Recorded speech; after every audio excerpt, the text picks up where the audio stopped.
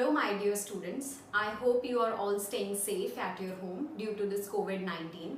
Today I am going to cover the topic of the subject HRM, Human Resource Management.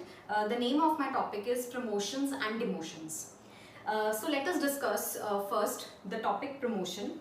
What is promotion? The various definitions have been given by various authors of promotion. We have here of Pigou and Myers. What does he say? He says promotion is the advancement of an employee to a better job, better in terms of greater responsibility, more prestige, more status, greater skill, and especially increased rate of pay or the salary. In the words of Scott and Clothier also, a promotion is a transfer of an employee to a job which pays more money or one that carries some preferred status. When a person is shifted from the present status to a higher job with more responsibilities and high skills, that is termed as promotion. Purpose of promotion now. The main purpose, the very first basis of promotion is to boost the morale of the employees. You need to motivate your employees to get promoted by what they need to grow and develop.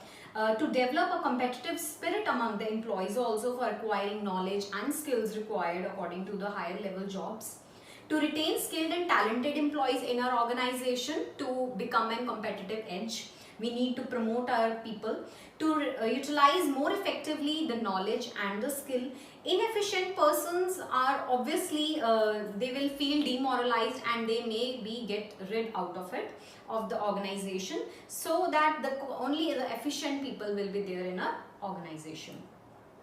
Next are the basis of promotion. Then how we can promote an employee, that the person is to be promoted or not. There may be two bases on the basis of which you can differentiate them or in the basis of which you can easily promote them. So every organization has to devise some criteria on the basis of which promotion will be done. So if promotion is not based on some solid basis, then there will be resentment among the employees. There may not be harmonious relationship will be in the employees. And for that we have the basis, that is first one is the seniority and the second is the merit basis. Covering the seniority as a basis of promotion.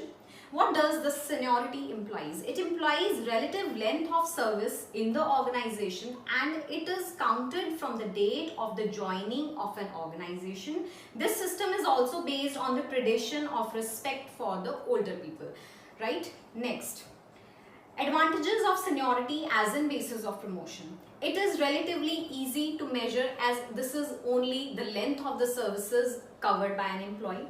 System is simple, it is simple to easy and to understand and easy to operate. No favoritism is there, no biasness is there.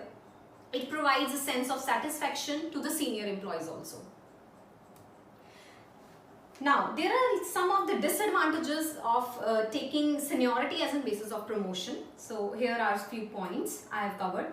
First point is, oldest is not always the ablest. This is the very important point, that oldest is not always the ablest. Might be the old people may not be that tech savvy, not be that able like the present generation. So this may become an hindrances in the way of promotion.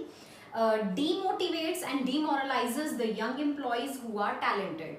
The youth which is coming, it is very talented, as we all know, very tech friendly. So sometimes it demotivates the employees of the present era, that the senior people are getting more promoted and they are given preferences and all the things. Third point, it kills the ambitions and zeals to improve the performance of the employees. It fails to attract the young employees often. Now, merit as a basis of promotion. When we take merit as a basis of promotion, it employs what? Merit employs the knowledge, skills and the performance record of an employee. Means what the ability he has, the capability, the skills, whatever positive points that particular person has, that counts to the merit. Now, advantages of taking merit as a basis of promotion.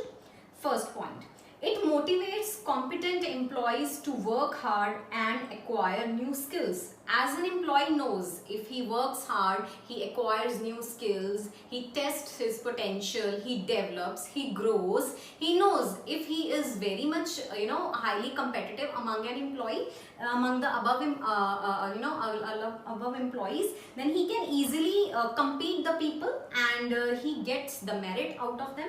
And it helps again to maintain efficiency of an organization by recognizing the talent and the performance. Every organization needs talented people, performance based people, so it becomes a boost for an organization also. It helps to attract and retain young and the senior employees in the organization as well. Next, there are few disadvantages of merit as a basis of promotion. We have a few points over here. First point is difficult to judge merit. It is very difficult to judge whether a person is meritorious or not. Not always the degrees, education qualifications, that compart with the person's ability. When young employees are promoted over the older employees, the old and the experienced people may leave the organization sometimes. Old employees may feel insecure in the group of the people who are almost all of them are young, so they may feel insecure. They may take a voluntary retirement, they may plan to go out of the organization, and some things like this. Seniority cum merit basis now. A proper balance between the two criterion can be created in several ways. First point, minimum length of service may be prescribed. Relative weightage may be assigned to a senior person and to a meritorious person. Third point, employees with a minimum performance record and qualifications are treated eligible for the promotions only. Promotion policy. So what could be a good promotion policy, or what is a promotion policy? It means a clear-cut promotion policy essential for the healthy industrial relations. The management and the employees should be clear about the criteria to be followed for promoting the employees. As discussed earlier, promotion may be based on either seniority or merit or both of them. So this is one aspect which a promotion policy should incorporate.